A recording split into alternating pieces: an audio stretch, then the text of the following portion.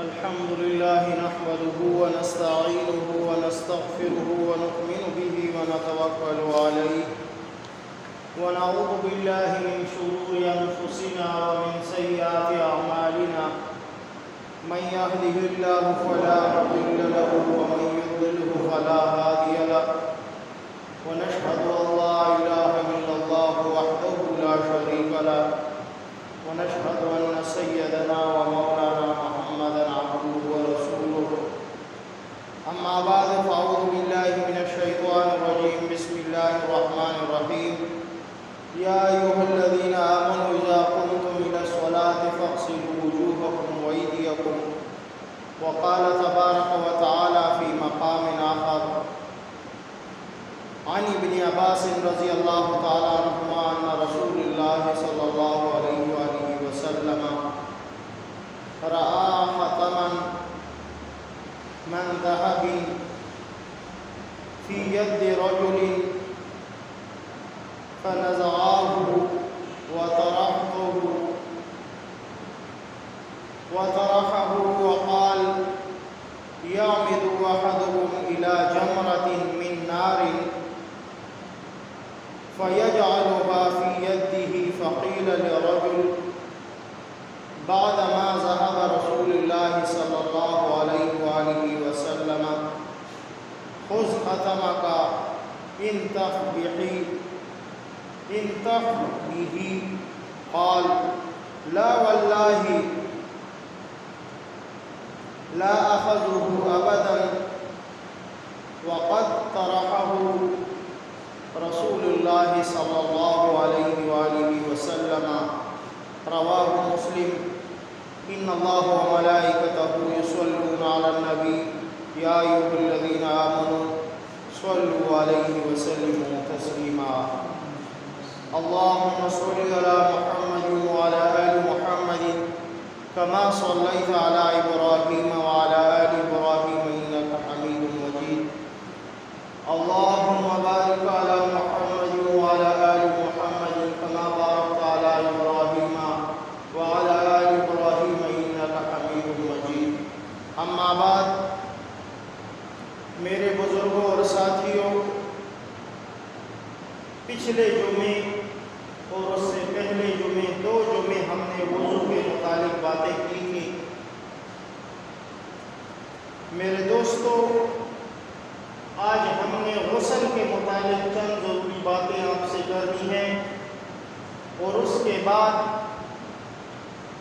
یہ حدیث مبارکہ جو مسلم شریف کی میں نے آپ کے سامنے تلاوت کی، امر بالمعروف اور نہی عن المنکر کے بارے میں انشاءاللہ پھر اس کے بارے میں بات کریں گے۔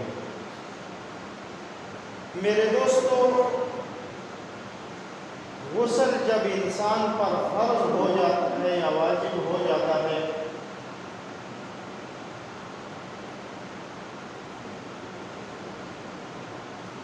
تو اس کے لیے احتیاط کون سی ہے؟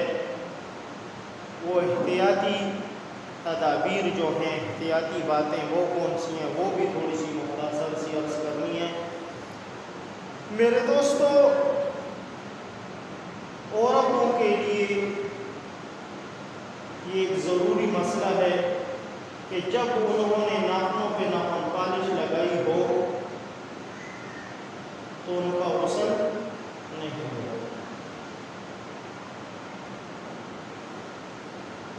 دوسرا، اگر انہوں نے بالوں کی جو گٹانیں ہوتی ہیں، بالوں کی جو انہوں نے پروئی کی ہوتی ہے بالوں کی، اس کو کھولنا بھی ضروری ہے غسل کے وقت۔ اکثر عورتیں سستی کی وجہ سے جو نہار سی لگی ہوتی ہے اس کے بالوں کو، جس کو پشتوں میں کہتے ہیں کبسے، اس کو کھولنا بہت زیادہ ضروری ہے، اس کو کھولنا بہت زیادہ ضروری ہے۔ دوسرا، مردوں کے لیے کیا ہے؟ مردوں نے اکثر انگوٹھی پہنی ہوتی ہے ہاتھ میں، وضو یا غسل کے وقت یہ انگوٹھی اتارتے نہیں ہیں، وہ جگہ خشک رہ جاتی ہے۔ سمجھ میں آئی یہ بات نہیں؟ اس کو اتارنا ضروری ہے، یا تو آگے پیچھے کیا جائے اس انگوٹھی کو تاکہ یہ جگہ پانی پہنچ جائے اس جگہ تک۔ میرے دوستو،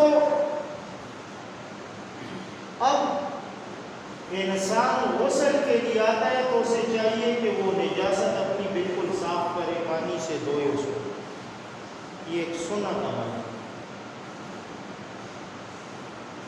اس نجاست کو دور کرے۔ اکثر لوگ اس غفلت میں ہوتے ہیں کہ وہ گندے کپڑے ہی پہن کر جاتے ہیں غسل خانے، اور غسل کر کے وہی گندی شلوار نجاست کی بری ہوئی پھر پہن کر آ جاتے ہیں۔ اس صورت میں تم اس شلوار کو پہن سکتے ہو جب تم نے شلوار کو دھو لیا۔ سمجھ آئی اس بات؟ یہ تھوڑی سی ضروری بات ہے کہ غسل کے لیے، اب غسل میں فرض کتنے ہیں؟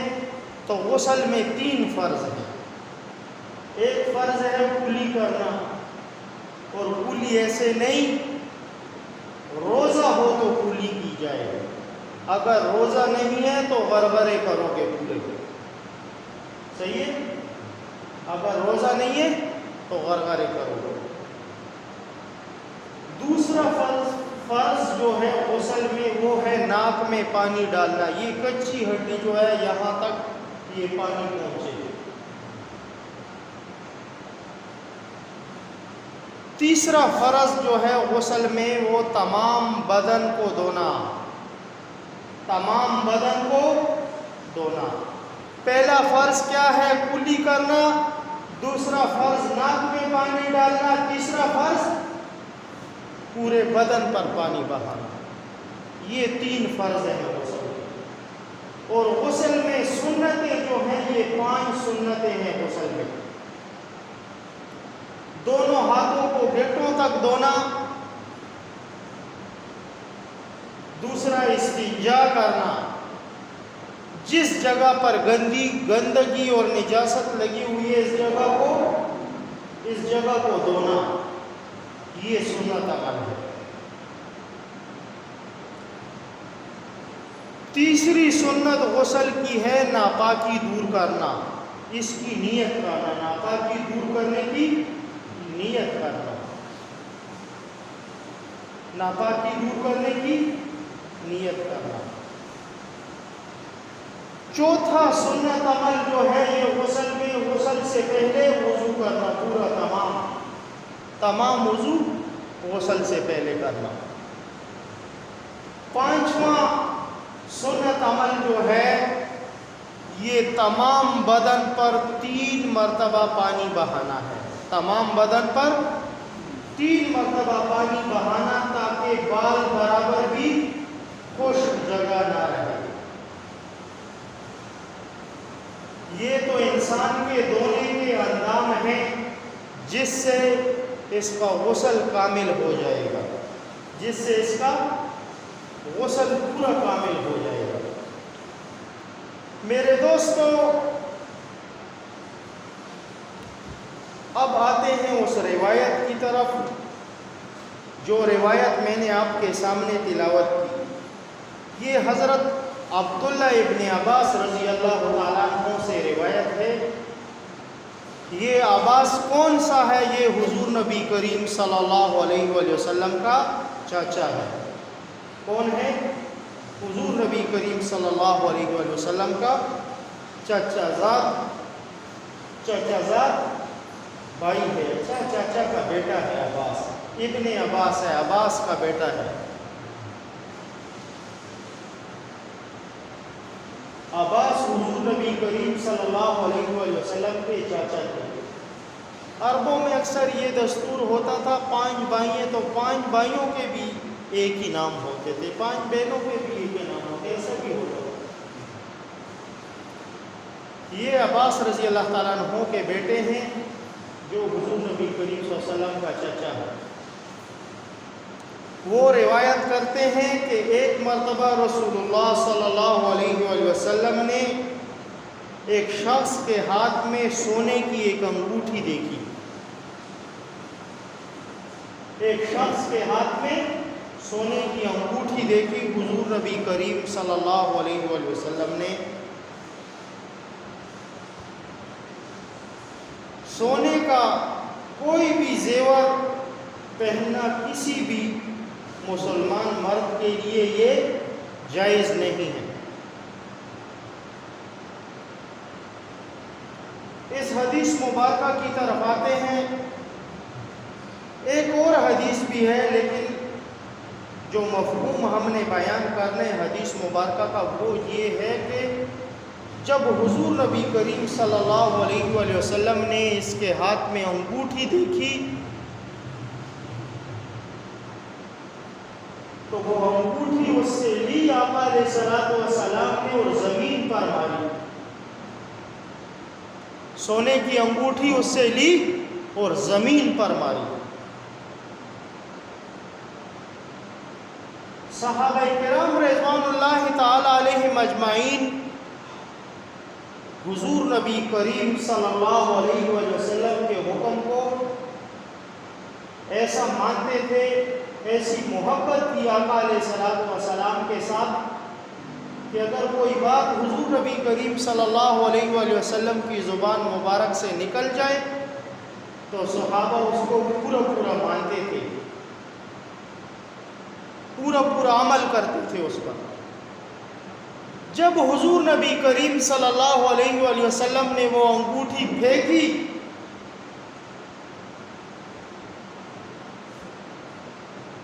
تو یہ صحابی رسول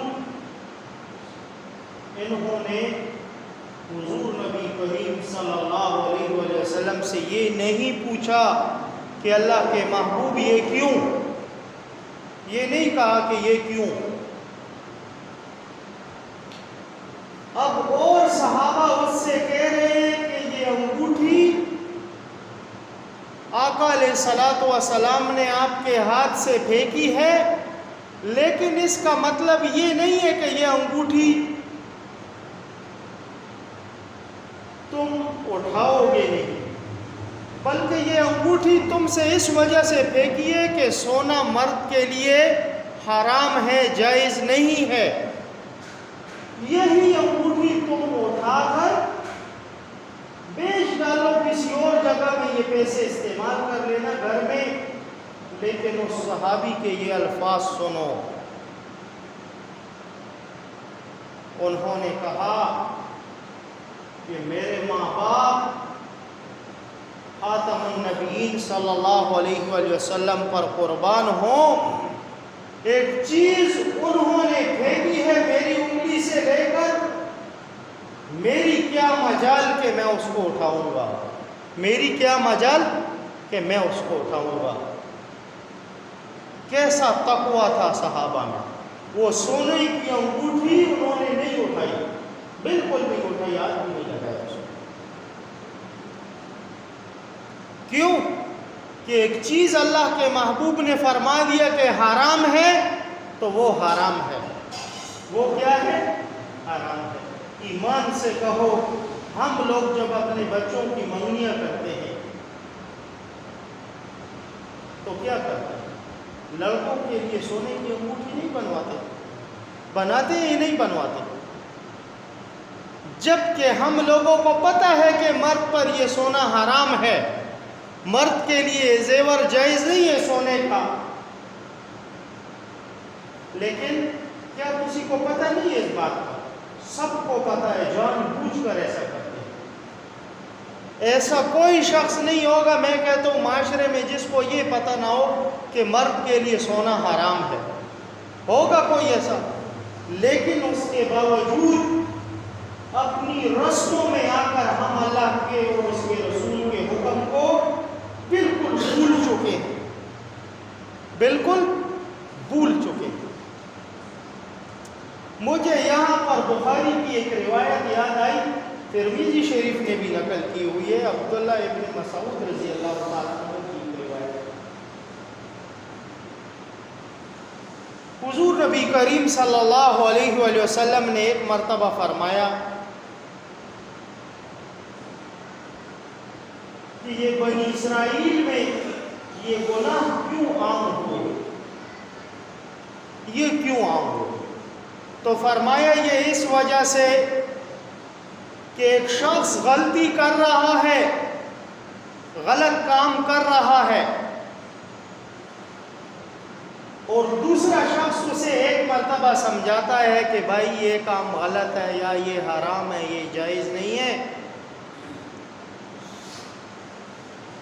تو وہ یہاں تک بات کرتا تھا کہ بس میں نے تو اپنا فرض پورا کر دیا ہے، اب یہ جانے اور اس کا کام جانے۔ لیکن آقا علیہ الصلوۃ والسلام نے فرمایا ان میں خرابی کون سی تھی؟ خرابی یہ تھی کہ ایک نصیحت کسی کو کر دیتے تھے کہ یہ کام صحیح نہیں ہے، تو پھر کیا کرتے تھے؟ اس شخص کو اگر تم نے منع کر دیا اور وہ اس کے باوجود وہ کام کر رہا ہے تو تمہارا اس کے ساتھ ملنا جلنا کیا ہے؟ صحیح نہیں ہے۔ لیکن وہ لوگ اس کے باوجود، بنی اسرائیل اس کے باوجود ایک شخص کو غلط کام پر دیکھ کر اسے ایک مرتبہ منع کر کے پھر بھی اس شخص کے ساتھ گپ بھی لگاتے تھے، کھانا بھی کھاتے تھے، پینا بھی کرتے تھے، سب کچھ اسی کے ساتھ تعلق تھے ان کے، اس کے ساتھ ان کے تعلقات رہتے تھے، تعلق نہیں ختم کرتے تھے، وہ دین کی بنیاد پر۔ تو وہ شخص جس میں غلطی ہوتی تھی وہ کہتا تھا یار یہ کوئی بہت بڑا گناہ یا برائی نہیں ہے، جس وجہ سے یہ دیکھو یہ شخص ایک مرتبہ اس نے مجھے کہا ہے، بس دوبارہ اس نے نہیں کہا، دوبارہ اس نے نہیں کہا، تو اس کا مطلب یہ ہے کہ یہ کوئی بڑا گناہ نہیں ہے۔ تو وہ کیا کرتے تھے؟ گناہ میں اور آگے چلے جاتے تھے، گناہ میں اور آگے چلے جاتے تھے۔ یہ جو میں نے جس طرف اشارہ کیا اور یہ حدیث مبارک بیان کی، اپنے اس گاؤں کے حالات دیکھو، جو لوگ اغیار کی مجلس میں گئے اور غلط مجلسوں میں گئے تو ان کو اگر کوئی سنی سمجھانے کے لیے آیا کہ بھائی یہ مجلس صحیح نہیں ہے، یہ مجلس صحیح نہیں ہے، باز آ جاؤ، تو ایک مرتبہ کہہ دیا، لیکن ان بے غیرت لوگوں کے ساتھ پھر بھی وہ لوگ کھاتے پیتے رہے، اور کیا کہتے تھے؟ وہ ایک لفظ ہے، وہ ممبر پر میں کہنا نہیں چاہتا، لیکن کہتے تھے بھائی بھائی، اشارے سے سمجھ جاؤ تم لوگ۔ یہ الفاظ کس نے نکالا تھا؟ سب سے بڑا ظالم وہ ہے۔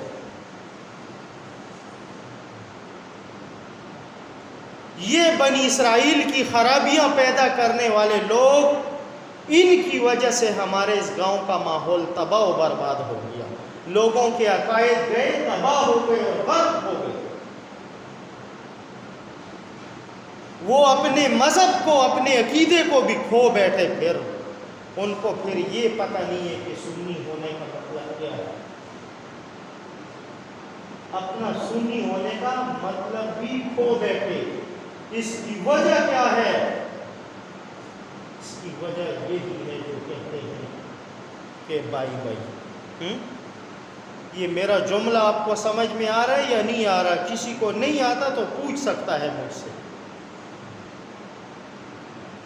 اس بھائی بھائی کی وجہ سے لوگوں کے عقائد تباہ ہوئے، اور اچھے خاصے وہ خاندان جو قابل قدر لوگ تھے اور ان کو ہم اپنے مرشد سمجھتے تھے، ان کی ہم عزت کرتے تھے اور کہتے تھے بھائی اس فلاں کا تعلق بہت عظیم گھرانے سے ہے، ہم اتنی عزت سے اسے دیکھتے تھے۔ لیکن کیا ہوا آگے؟ وہ بنی اسرائیل کی خرابی کی وجہ سے وہ کس طرف چلے گئے؟ وہ کس طرف چلے گئے؟ تباہی میں مبتلا ہو گئے۔ یہ وجہ کیا ہے؟ حضور نبی کریم صلی اللہ علیہ وآلہ وسلم کی حدیث مبارکہ پر عمل نہ کرنے کی وجہ ہے۔ حضور نبی کریم صلی اللہ علیہ وآلہ وسلم کی حدیث مبارکہ پر عمل نہ کرنے کی وجہ ہے۔ اور صحابہ میں کیسا عمل تھا وہ بھی آپ کو بتایا کہ دیکھو حضور نبی کریم صلی اللہ علیہ وآلہ وسلم نے اس صحابی کے ہاتھ سے انگوٹھی پھینکی تو اس نے کیا کہا؟ اس صحابی نے کہا میری جرت نہیں کہ میں اس انگوٹھی کو ہاتھ لگاؤں جو آقا مولا حضرت محمد مصطفیٰ عربی صلی اللہ علیہ وآلہ وسلم نے پھینکی ہے، میری مجال کیا ہے کہ میں اس انگوٹھی کو ہاتھ لگاؤں۔ ایک طرف صحابہ کا یہ عمل تھا اور ہمارے لیے نمونہ ہے امر بالمعروف کے لیے کہ وہ نیکی کی دعوت دیتے تھے اور برائی سے روکتے تھے، برے کاموں سے روکتے تھے۔ اور بنی اسرائیل میں کیا خرابی تھی؟ وہ ایک مرتبہ بنی اسرائیل ایک کام سے منع کرتے تھے، لیکن پھر بھی وہ لوگ منع نہیں ہوتے تھے تو ان لوگوں کے ساتھ میل جول اور تعلق رکھتے تھے۔ حالانکہ ہمارا اسلام مذہب اس معاملے میں تھوڑا سا سخت ہے۔ جو تمہارے دین کی عزت نہیں کرتا اور ادب نہیں کرتا تمہارا اس سے کوئی واسطہ نہیں ہے، تمہارا اس سے کوئی واسطہ نہیں ہے۔ ورنہ اگر ہوتا تو آقا علیہ السلام یہاں فرما دیتے،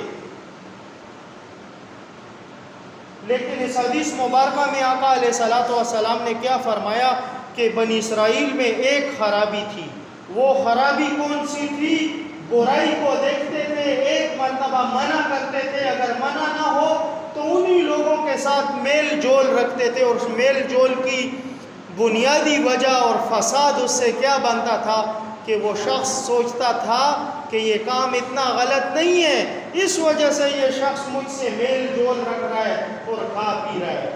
آج ایمان سے کہو، ہمارے یہ جو لوگ اغیار کی مجلسوں میں جاتے ہیں اور ان سے تعلق رکھتے ہیں، کل قیامت کے دن حضور نبی کریم صلی اللہ علیہ وآلہ وسلم کی یہ حدیث اس پر گواہ ہوگی۔ یہ منبر رسول پر بیٹھا ہوں اور یاد رکھنا کہ کل میرے ذمے یہ بات نہ ہو کہ استاد نے یہ بات نہیں بتائی، بلکہ میں منبر رسول پر آپ کو بتا رہا ہوں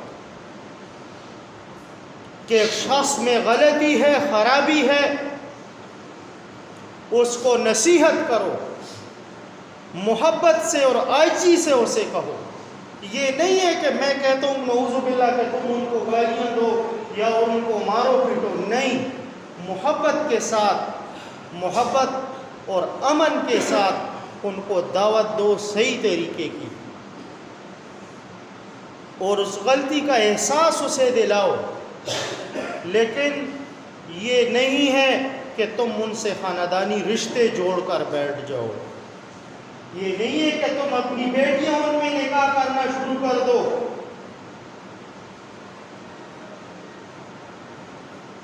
الحمدللہ الحمدللہ تاریخ گواہ ہے اسلام کی پوری کہ سنیوں کے اندر کوئی ایسا پیدا نہیں ہوا، سنیوں کے اندر کوئی ایسا پیدا نہیں ہوا، تاریخ گواہ ہے اس بات کی کہ جس نے نعوذ باللہ کہیں نبوت کا دعویٰ کیا ہو یا ختم نبوت کی گستاخی کی ہو۔ سنیوں کے اندر کوئی ایسا پیدا نہیں ہوا، لیکن جن اغیار کے بارے میں آپ کو بتا رہا ہوں، ان کے اندر ایسے بھی گزرے ہیں جنہوں نے نبوت کے دعوے کیے تھے۔ غلام مرزا قادیانی کے یار تھے وہ، اور سب سے بڑے غدار تھے وہ، جنہوں نے آقا علیہ السلام کے نواسوں کے ساتھ ظلم کیا تھا۔ تو عرض میری یہ تھی، یہ بنی اسرائیل والی روایت، یہ بنی اسرائیل کے متعلق اس وجہ سے میں نے آپ کو کہی ہے کہ یارانے کی بجائے تم لوگ اس بات کو زور دو کہ اپنا دین اگلے کے سامنے پیش کرو کہ بھائی اس دین پر چلنا ہے، یہ دین ہے، محبت کے ساتھ اور عاجزی کے ساتھ اسے کہو۔ اگر تمہاری بات کو وہ نہیں مانتا تو اس کی مجلس میں مت جاؤ، ان کے تماشے بھی مت کرو، کیونکہ صحابہ کرام رضوان اللہ تعالی علیہم اجمعین نے حضور نبی کریم صلی اللہ علیہ وآلہ وسلم کے حکموں کی ایسی اتباع کی کہ میں نے آپ کو کہا، دیکھو انہوں نے سونے کی انگوٹھی پھینک دی لیکن پھر اٹھا ہی نہیں، پھر انہوں نے اٹھا ہی نہیں وہ اونٹ۔ میرے دوستوں اور بزرگوں، یہ ہمارا دین، یہ حق اور سچا دین ہے الحمدللہ۔ اور یاد رکھو کہ ہمارے اس دین کے متعلق یا ہمارے مذہب کے متعلق کوئی اگر غلط بات ہوگی وہ قطعاً ہم نہیں برداشت کریں گے کبھی بھی۔ اور یاد رکھو یہ برائی پھیلتی کہاں سے ہے، اس کی بنیاد بھی میں نے آپ کو اس روایت سے ثابت کر کے بتائی۔ دیکھو کچھ لوگ ہمارے ایسے تھے کہ جن کو علماء کہتے تھے کہ بھائی یہ آنے والے لوگ، یہ سیاسی لوگ جو پاکستان کے حکمران بنیں گے، یہ غیر مسلموں کے یار ہیں۔ تو ہماری اس عوام نے کیا کہا تھا ان پگڑی والوں کی ایسی کی تیسی؟ ہمارے ان لوگوں نے یہی جواب دیا تھا۔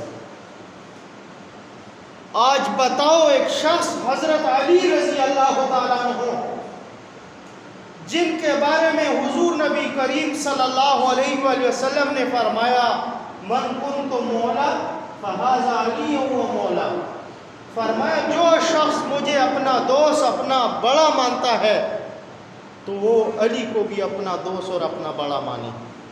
فرمایا یا نہیں فرمایا؟ ترمذی شریف کی روایت ہے، شمائل ترمذی میں آخری باب میں یہ روایت ہے۔ میں پوچھتا ہوں کہ حضرت علی رضی اللہ تعالیٰ عنہ نے اسلام کتنی عمر میں قبول کیا تھا؟ صحابہ میں سب سے چھوٹے تھے حضرت علی رضی اللہ تعالیٰ عنہ، سب سے چھوٹے تھے جنہوں نے پہلے اسلام قبول کیا تھا۔ یہ شرف کس کو حاصل تھا؟ حضرت علی رضی اللہ تعالیٰ عنہ کو، جنہوں نے آقا علیہ الصلوۃ والسلام کے ہاتھ پر بیعت کی تھی چھوٹوں میں۔ لیکن میں پوچھتا ہوں کہ کیا 18 سال سے کم عمر کا لڑکا اسلام قبول نہیں کر سکے؟ کیا حضور نبی کریم صلی اللہ علیہ وآلہ وسلم نے حضرت علی رضی اللہ تعالیٰ عنہ کو منع فرمایا تھا کہ تم ابھی اسلام قبول نہیں کرو، تمہاری 18 سال عمر نہیں ہے؟ وہ مسلمانوں تمہیں کیا ہو گیا بتاؤ؟ کیا ہو گیا؟ سنتے بھی ہیں، دیکھتے بھی ہیں، اندھے ہوئے ہیں اور بہرے ہوئے ہیں یا نہیں؟ سیدھی سیدھی حضور نبی کریم صلی اللہ علیہ وآلہ وسلم کی ذات اور صفات کی مخالفت ہو رہی ہے پاکستان کی اسمبلیوں میں، اور مسلمان کو ایسا لگتا ہے کہ نشے کا انجیکشن لگا ہوا اور سویا ہوا۔ یہ اس کی بنیادی وجہ یہ حدیث مبارک جو آپ کے سامنے میں نے بیان کی کہ بنی اسرائیل میں خرابی کون سی تھی، وہ برائی کو ایک مرتبہ منع کر دیتے تھے تو دوبارہ نہیں کہتے تھے۔ یہ مسلمانوں میں اب یہ خرابی ہے، یہ خرابی مسلمانوں کے اندر گھس گئی ہے۔ وہ بنی اسرائیل والی خرابیاں ہمارے اندر آ رہی ہیں کیونکہ یہودیوں کے ساتھ ہمارے یارانے ہو گئے ہیں، اور یہودیوں کا ساتھ دیا ہم لوگوں نے کھلے عام پاکستان میں، اور کہا کہ یہ کون ہے؟ کہا یہ ہمارا رہبر ہے۔ اور وہ جو عبد الرحمن سدیس کی جگہ، عبد الرحمن السدیس کی جگہ، امام کعبہ کی جگہ مصلی پر جماعت پڑھانے والا تھا مولانا فضل الرحمن، اس کو ہمارے لوگوں نے ڈیزل کہا اور گالیاں دی اس کو۔ کہا یا نہیں کہا؟ کل قیامت کے دن مولانا فضل الرحمن کا ہاتھ ہوگا اور آپ لوگوں کا گروان ہوگا، کیونکہ حضور نبی کریم صلی اللہ علیہ وآلہ وسلم سے لے کر مولانا فضل الرحمن تک اللہ کی قسم اس کی سند مجھے پتا ہے۔ جس کا امام کعبہ بھی اتنا احترام کرتا ہے کہ جب وہ خانہ کعبہ میں جائے تو امام کعبہ کہتا ہے کہ میرا پیر اور مرشد آ گیا، میرا شیخ آ گیا اور منبر پر وہ خطبہ دیتا ہے اور تم ہمارے لوگوں سے کیا کہتے؟ ایمان سے کو میں کوئی سیاسی بندہ نہیں ہوں، سیاسی لوگ مجھے بالکل برے لگتے ہیں، بالکل ان سے میرا کوئی لینا دینا نہیں، لیکن ایک حق کی بات آپ کو بتا رہا ہوں۔ جو خادم حسین رضوی رحمہ اللہ تبارک و تعالی تھا، حق کی بات کرنے والا تھا، ہمارے پاکستانیوں نے اسے کتنے دکھ دی، ایمان سے کو ختم نبوت کی بات کرنے والا تھا، پیغمبر کی بات کرتا تھا، اس کو ہمارے لوگوں نے کتنا برا بلا کہا، کتنی اس کے ساتھ رکاوٹیں پیش ہوئی اور کتنا اسے ذلیل کیا گیا۔ لیکن جو یہود تھے ان کا ہم لوگوں نے پورا ساتھ دیا کہ اے یہودیوں تم ہمارے ماں باپ ہو، ہم تمہارا ساتھ دیں گے۔ یہ حق آپ کو بتا رہا ہوں، بعض باتیں میری ایسے ہوں گی کہ لوگوں کو گرنیٹ لگے گا، لیکن لگے لوگوں کو، میں ممبر رسول پر بیٹھا ہوں، میرا فرض ہے حق بات کرنا۔ اور یہ حدیث مبارک بھی اسی وجہ سے میں نے اس ضمن میں آپ کے سامنے بیان کی تھی کہ بنی اسرائیل کی خرابی یہ تھی کہ وہ برائی کو ایک مرتبہ کہہ دیتے تھے، باقی اس پر ہاتھ نہیں پھیرتے۔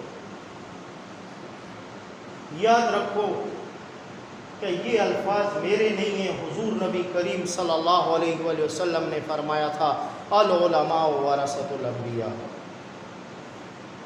وارث کون بناتا ہے اپنے؟ وارث کون بناتا ہے؟ کوئی ہے ایسا جائیداد والا جو کہے یہ میرا وارث ہے اور اس کو اپنی زمین اور اپنا مکان اور اپنی گاڑیاں سب کچھ اس کے نام کر دے؟ کوئی ہے ایسا؟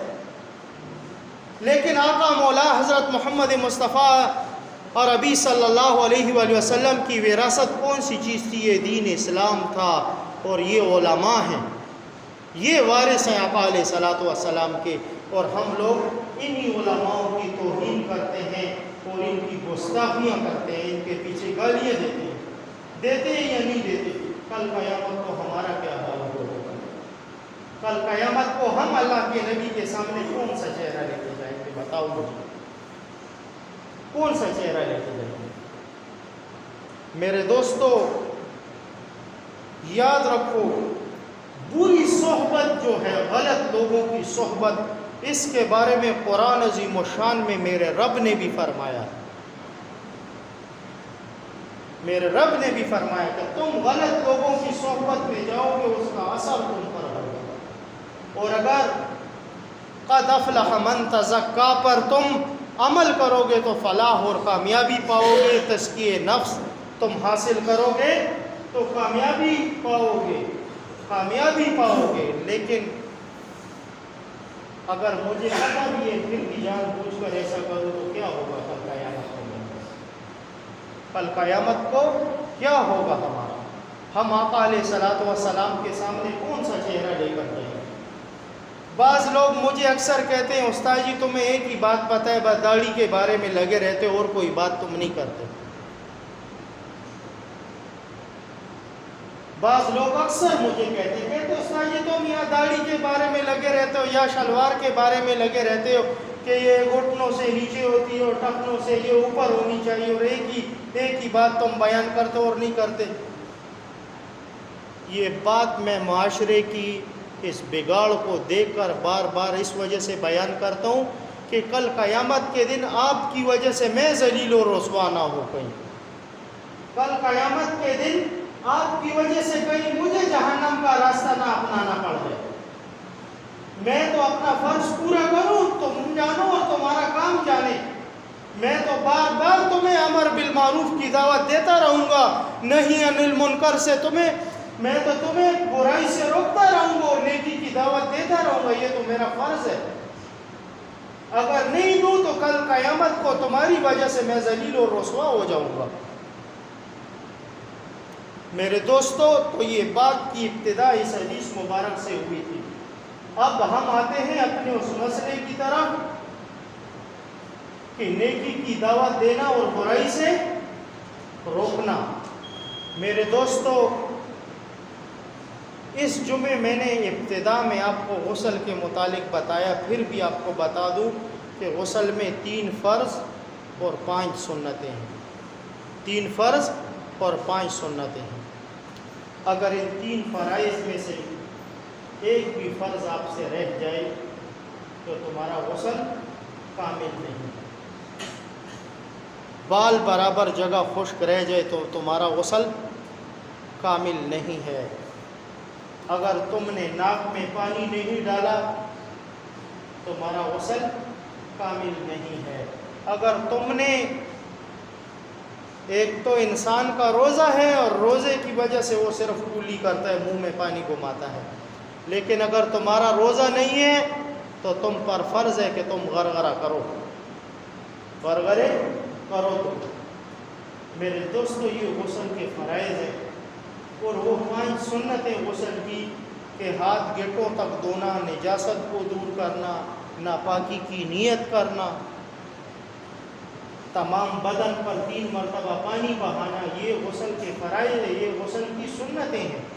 اور یہ سنتیں ہر مسلمان پر لازم ہے کہ آقا علیہ الصلوۃ والسلام کی سنتوں پر عمل کرے.